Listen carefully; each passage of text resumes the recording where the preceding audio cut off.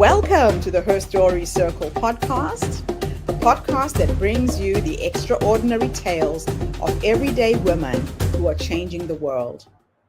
I'm your host, Debrah Ann Minke, and I'd like to acknowledge traditional custodians of the land on which we meet today. I also like to pay my respects to elders, past, present, and emerging. Every week, we dive into the lives, challenges, and triumphs of women from all four corners of the globe. We're here to inspire, enlighten, and connect, sharing stories that uplift and empower. So grab a cup of coffee, settle in, and join us as we explore the incredible journeys of women shaping our future. This is Her Story, where every woman's voice matters. Hello, everybody, and welcome back to the Her Story Circle. This is Debrah Ann Minke here in beautiful Melbourne, Australia. And today I am graced with the presence of yet another fascinating woman. Welcome, welcome, welcome to our tribe. Please tell everybody your full name, where you're based, how old you are, and share your story with us today.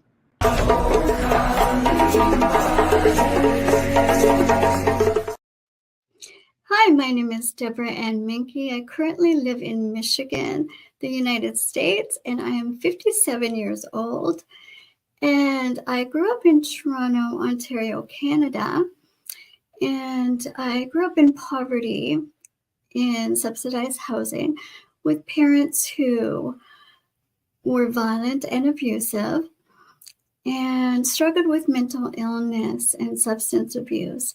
And as a result of that, I ended up struggling with anxiety and depression and low self-esteem and confidence, unfortunately. As a teenager especially, I dealt with those issues. But it was at that time that I also decided that I wanted to help other children who were struggling. So I decided to go to university, but it took some time. Because when you are abused, you don't feel good enough or smart enough to accomplish anything or reach for your dreams.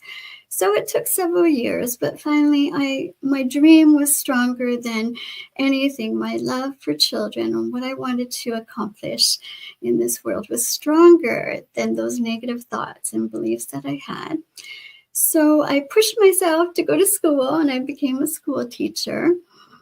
And I worked with children in the schools and also as a preschool educator. And I loved it. And just over this past year, I decided to change my direction. As I'm getting older and into my late 50s, I decided I wanted to do something different. And I'm not a business person at all.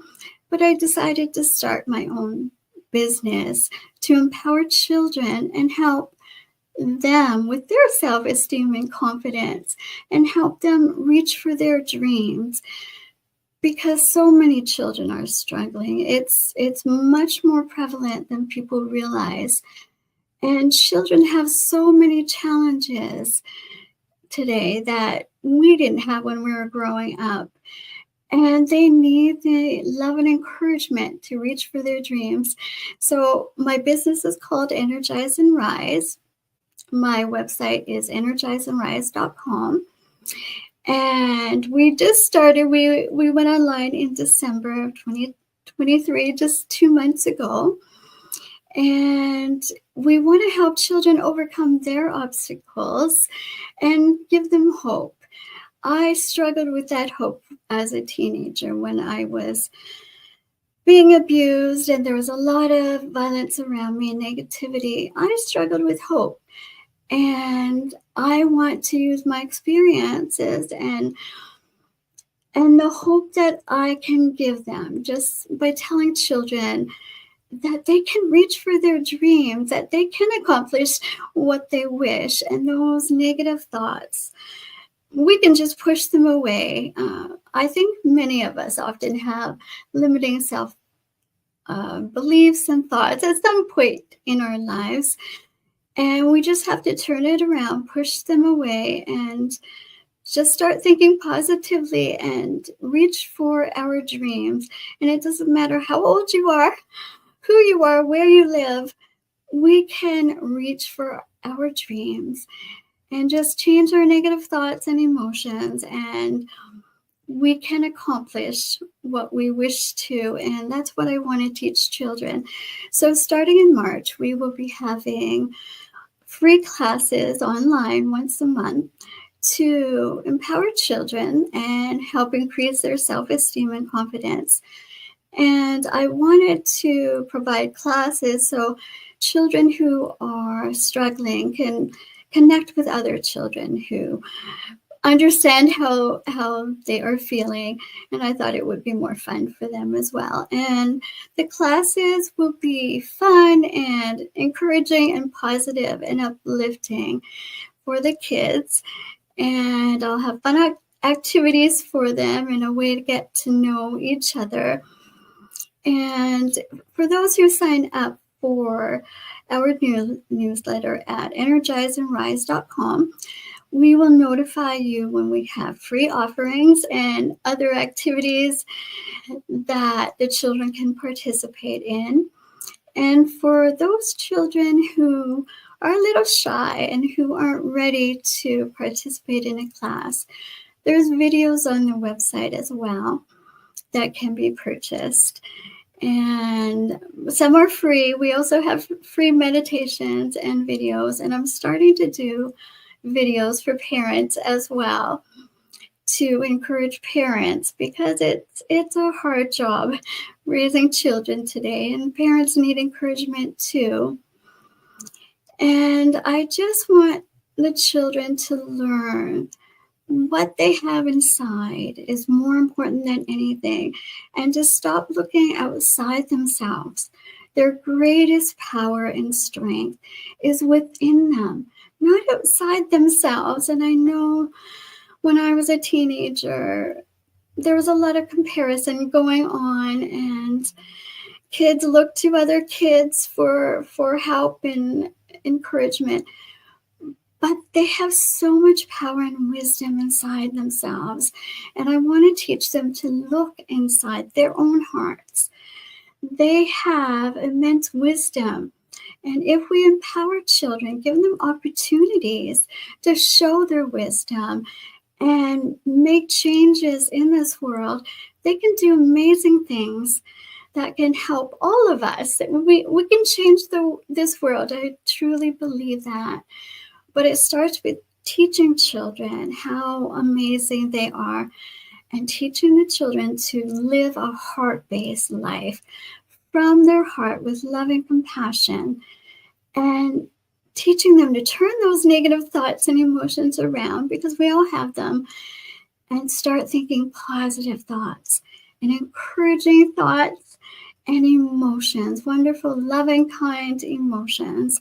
And that gives us strength. When we live our lives that way, it gives us immense power and strength.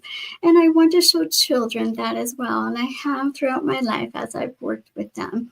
I've listened to them and I've heard their stories as well. And they've struggled. And I want a new world for the children, so they can make changes. They need to know that they have opportunities to make changes, because so many children do not feel that they are heard or that they have any positive opportunities in their lives.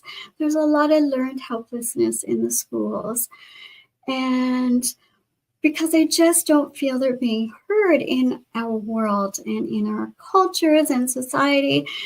So I know when I was growing up, I had that learned helplessness in my life.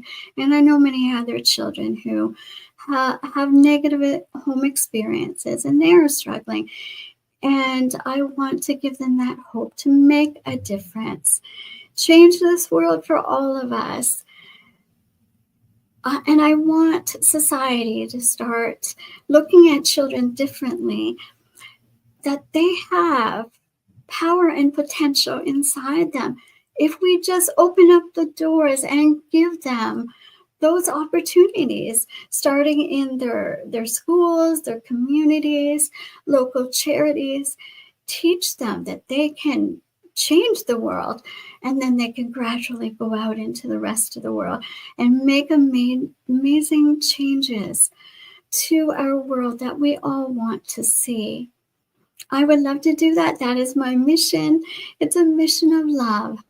Well, Deborah, this is just amazing that you managed to transmute your childhood experiences that were not so good into something so positive and empowering so many children through your Thank work. you. So thank you for that. I remember my grandmother used to say that the universe never gives us challenges that we can't overcome. And when you overcome them, you have to become a teacher. And you've Yes. really gone and done that, which is absolutely amazing. So Thank I've got you. a few questions for you here. Certainly. So can you share a pivotal moment from your childhood or early career that ignited your passion for empowering children? What was the turning point that put you on this path?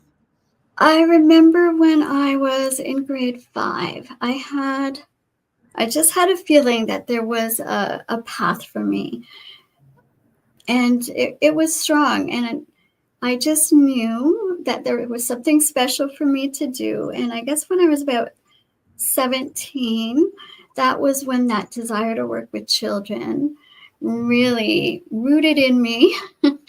And I started to think about other children and others that were struggling in their lives, whether it was friends at school or just things I'd heard about. I just wanted to make a difference. But I was a child when those thoughts came to me. I was very young. And that's why I want to teach children that they have a lot of wisdom. And many of them at a very young age have those dreams to change the world. And we need to give them that encouragement to make that difference. So, how did you integrate your background in education and healing arts to create a unique approach to children empowerment? I've always had a spiritual life and background. I grew up going to Sunday school and church, and that gave me tremendous hope as well. And so it was always throughout my life, and that's what helped get me through those dark times. And Right. through university, when I had those negative thoughts and I was thinking I wasn't smart enough, I wasn't good enough, because that's what I had heard at home. And I just kept that hope and positivity and just pushed my way through it. And sometimes we have to push our way through fear and obstacles to accomplish those dreams and help others. It's all about helping others and making a difference. And when you help others, it gives you so much strength from a place of love. And that's what I focus on.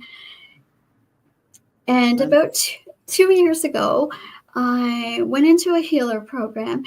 And I had gone to therapy for all my family issues, but I also wanted to use my experiences. And I went into a healer program to learn about healing and about trauma and how to help people with that. And so I've been doing that for the last couple of years. So I just decided last year when I started my business just to integrate both the education and working with children directly and the healing. And that's what I just started it last year. So, what are some of the most pressing challenges that you see children facing today? And how does your program address these issues? It would be self-esteem and confidence. I think those are the two main things. Because even children who are growing up in advantaged backgrounds, as a teacher, I saw them struggling with their confidence.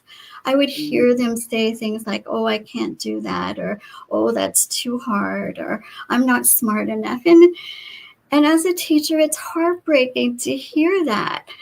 Yeah. And I don't think parents even realize that some of these children, that they're raising at home, the children aren't saying that to their parents, but when they are at school, they're saying it to the teachers or to each other. So it was so prevalent, and that's why I wanted to focus on those two things, because if you have the self-esteem and confidence to deal with challenges, then there's so many other things that will open up for you. Whereas if you don't feel good enough, you don't feel smart enough, you don't feel worthy enough, you're not going to attempt anything in life. You're just going to, stay in a corner of your world with whatever job you can get, doing whatever you have to do. And that's not living your true potential and your authentic true self. And you're not going to feel that joy in your heart if you're not doing what you really love. But it starts with self-confidence and self-esteem and feeling that power to do something in your life and push through that fear, because fear is a big thing too. And I will be dealing with fear. That's a huge thing that children deal with that they don't talk about as well. Yeah, that's so true. You don't really think about it like that No. until somebody brings it to your awareness. Throughout your career, can you give us some real, tangible examples of the impact that you've had, that you've seen firsthand with the children that you've helped so far? Yes, there was one experience that I had when I was in my early 30s. We had volunteered at a local housing complex, government subsidized housing with children in poverty. And there were a lot of single mothers raising their children. And I grew up in a housing complex, so I was used to that kind of a situation and the often hopelessness that they feel in that environment, and what I felt. And so we went in there and we started a program for children to encourage them and support them and just teach positive things to them, love, support, and encouragement. And what I'm teaching now, to let them know that there is hope, there is a future, because they often don't feel that. And that's why there's a lot of substance abuse in those communities, alcoholism, drug issues, and my parents struggled with that as well. There's a hopelessness and a despair. So we went in there, we brought a positive environment to them and our own life stories that we could share with them. And I saw changes in the children and in their parents, who were so desperate for their kids to have hope and have opportunities. And they just opened their doors to us. I was surprised how welcoming they were, and it was a beautiful experience. I'll never forget that. That was, a time when I was just starting, to get into my own education. And I wasn't sure exactly what I wanted to do at the time. And I just saw hope and I saw changes happening. And the kids were coming in and they were jumping up and down with joy. And we were singing songs with them and just playing fun games. And it just gave them hope. And to know that people cared about them. It was a free program. We were there in our own time, and the parents knew that and they appreciated that. And it definitely changed the community there. And I just saw what a wonderful program can do for families. Yeah, that's very unusual, because a lot of times you don't realize the impact of your work until it's kind of reflected back at you somehow. Yes, and the parents would come to us and say, thank you so much. We appreciate what you're doing. And it was very uplifting for us. And that's one thing I want to teach children as well.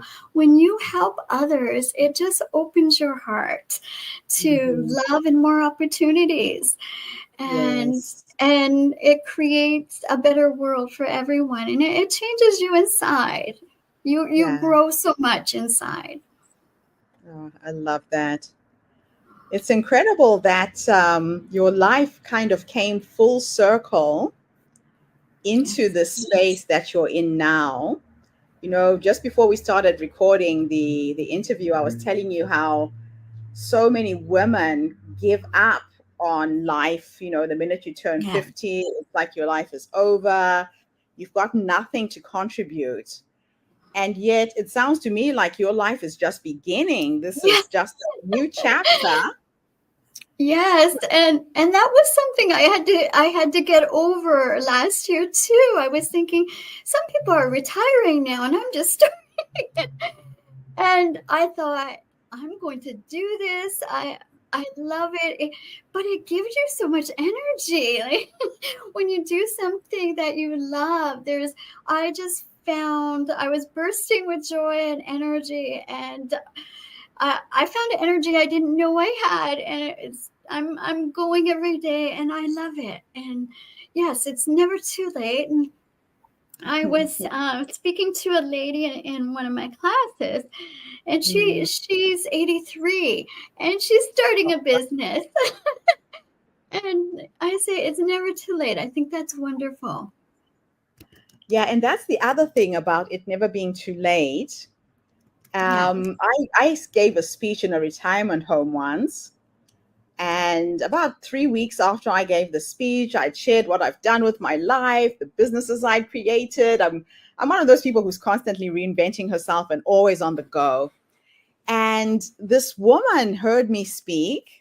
She was 75, and she wrote me this beautiful message saying, Gertrude, I met you in the retirement home.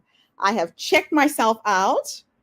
I realized I was sitting in that retirement home waiting to die.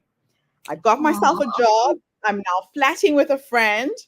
Thank you for showing up in my life. I think we have so much life experience, knowledge, and wisdom that other people can benefit from, and even each other. Just the encouragement and just learning all those life lessons we learned. I kind of feel that we need to be giving that to the younger generation because they want to hear our stories.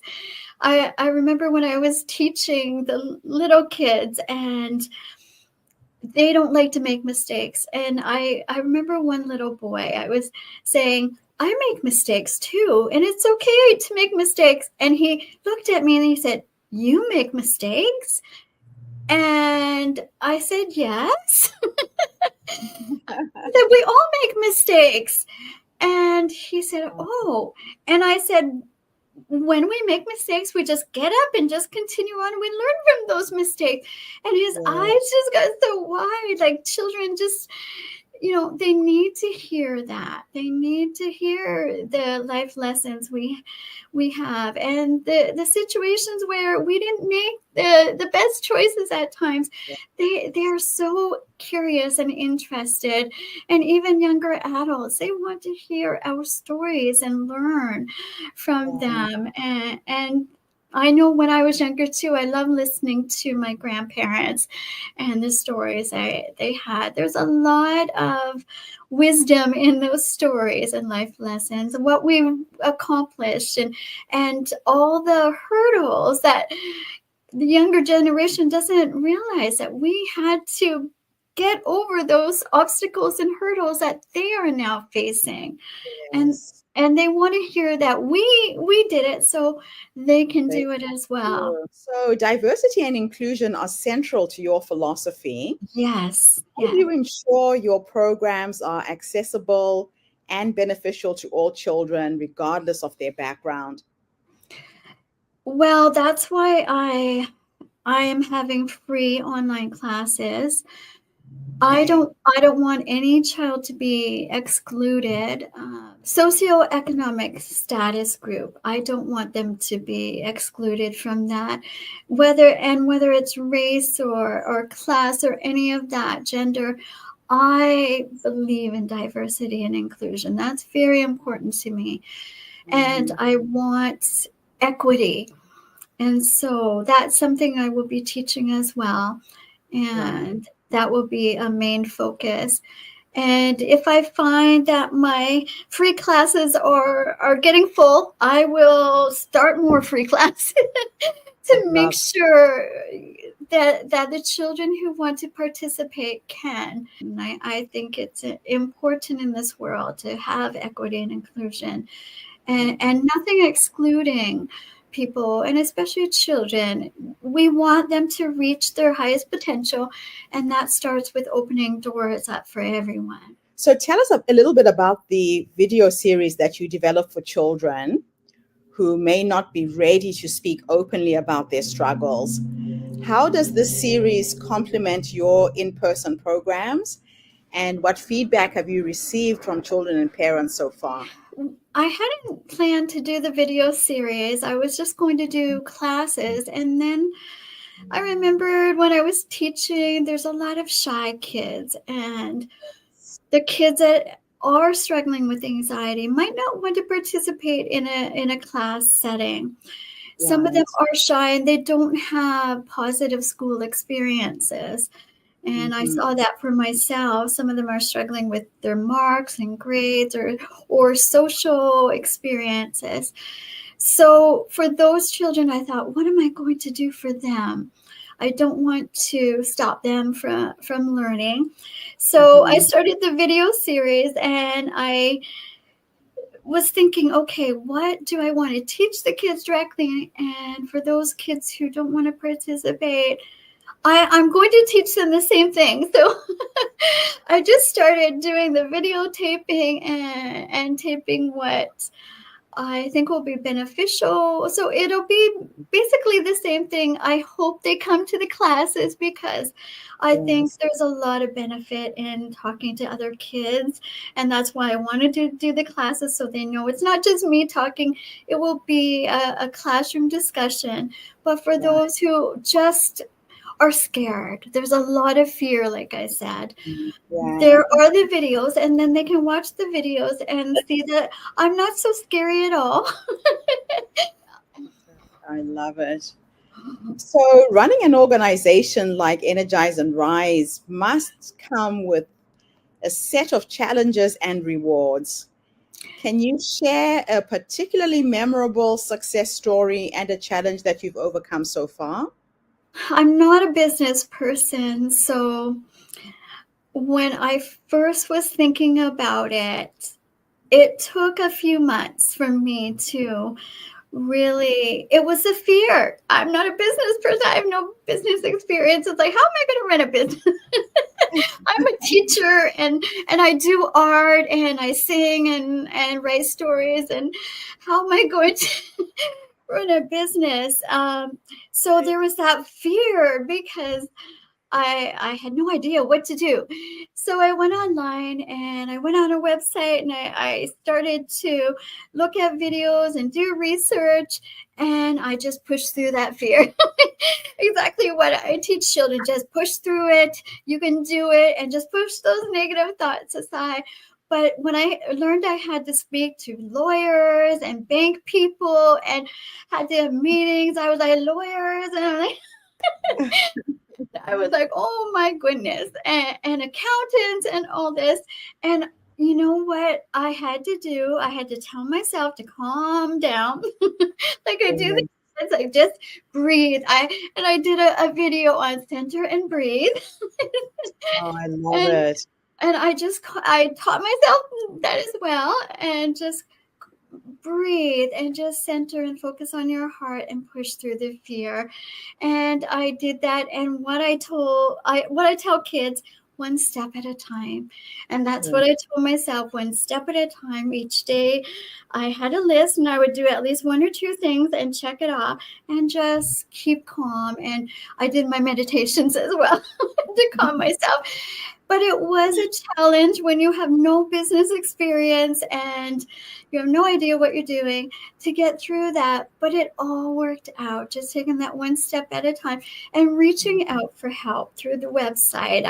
I got connected to people who could help me, and Yeah. I overcame that. And when I started to think about doing videos, I had no experience with that. I wasn't on social media, anything like that. And I thought, okay, my love for kids, I'm going to do this. And then I started to become really good at it and enjoyed it. So Wow. There's a saying that everything you want is on the other side of fear. All the fear and you do it anyway, right? that's right. And you just kick that fear away. And I did a video about that. Just get rid of that fear, tell it it's not welcome here. And just continue on. And that's what children don't realize. When they have negative thoughts and emotions, they think they're the only ones. And I tell them, no, everyone has that. And you just have to learn to overcome them, change them to the positive ones, and you can get through it. And that's what I learned. And here I am with a business, and I'm having the time of my life with it. I love it. So looking ahead, what are your aspirations for Energize and Rise? And are there any projects or expansions that you're excited about? I have big dreams, and that's why I need others to help me with this mission. I would love to go nationally and worldwide with this mission. But I need support, and it doesn't have to be financial. It just has to be people checking out my website and going on Facebook and liking what I'm doing. All those things can be And supportive. sharing those free videos that you're giving away. Yes, and I'm trying. I'm on LinkedIn and Alignable on Facebook and saying, please share. I have free things. I'm doing this out of love, and please support me so I can help children. But yes, worldwide, I have big dreams. If I can get the support I need, I would love to do that. And I'm writing a book as well, and yeah, I have big dreams, and that's what I'm teaching children to do, to have big dreams. So now let me ask you my second to last question. And it's going to be a bit of a time experiment. I'm going to teleport you into the past to that younger woman who had a vision that she would change the world by empowering children through education. And this brave woman who at over 50 has started a business. If you could go back and give yourself 3 nuggets of wisdom based on what life has taught you up until this point, what would those 3 nuggets of wisdom be? I'm going to be in the background to capture this because I told you this podcast is for women over 50. There might be a woman who's listening to this podcast right now, and just a few words you say can change somebody's life. One of the main things that I would tell my younger self, that 17-year-old that wanted to make a difference in children's lives, I would tell her to love yourself, that you are worthy of love, and you have much to give the world. When I was a teenager, I didn't have that self-love. And in fact, there were times I didn't even want to live because of the abuse that I had experienced. So I would tell her to love herself. I would also tell her not to let fear get in the way, because she did let fear get in the way for a while. And just to push through that fear, because you know what? We all have that fear. We all have self-doubt at times. I've learned that as a healer, as I've worked with adults. And I've learned that we all can accomplish things, but sometimes we just have to overcome that hurdle of fear. And the third thing I would tell that younger version of myself is have big dreams, because sometimes we box ourselves up in little boxes and we think our dreams are too big and too crazy and not realistic. But those big dreams can make a difference in the world. There are people in the world who have accomplished amazing things, and that is because they had big dreams. It starts with dreaming. So anytime you have a dream, don't tell yourself it's just a dream. Tell yourself it's possible, that anything is possible. we can make a difference in this world. It starts with dreaming. So now let me ask you the next question. If time was an illusion and I could teleport you into the future, you're now 90 years old, sitting on your porch in your rocking chair, surrounded by those that you love.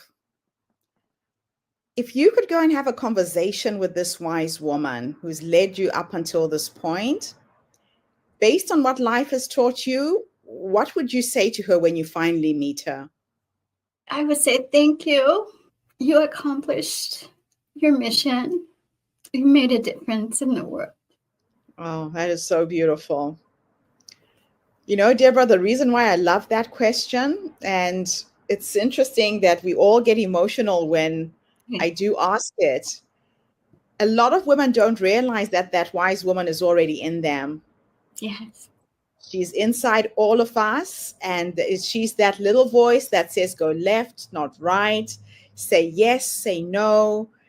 And we have to trust her. We have to listen to those promptings and trust ourselves, right? Yes, that still small voice inside you is there for a reason. It's to guide you to positive decisions. Yes. Oh, this is such a beautiful interview. Thank you for being such an inspiration, Deborah. Oh, thank you so much. I appreciate this opportunity. It is an absolute honor to just hang out with you for the last 30 minutes and hear this inspiring story. Thank you so much. You're welcome. And your story is wonderful too. You've inspired me. I thank you for that. And I thank everybody who's listened in today. The Her Story Circle is a social impact movement aimed at uplifting, inspiring, energizing, and empowering women worldwide. We bring you a diverse range of voices from women from all over the world, talking about business and entrepreneurship, health and wellness, family and relationships, creativity, social justice, spirituality, diversity, inclusion, and belonging. And today's episode was all around the power of education. So tune in again tomorrow when I interview yet another amazing woman. In the meantime, have a fantastic day, morning, or evening, wherever you are in the world, and bye for now. Thanks again, Deborah. Thank you. Thank you for tuning into the Her Story Circle podcast. I hope today's story has inspired you to believe in the power of our stories and the difference you can make in the world when you use your voice. I'm Gertrude Mache, and it's been an honor to share this space with you, where voices from all walks of life come together to weave a rich tapestry of diverse perspectives.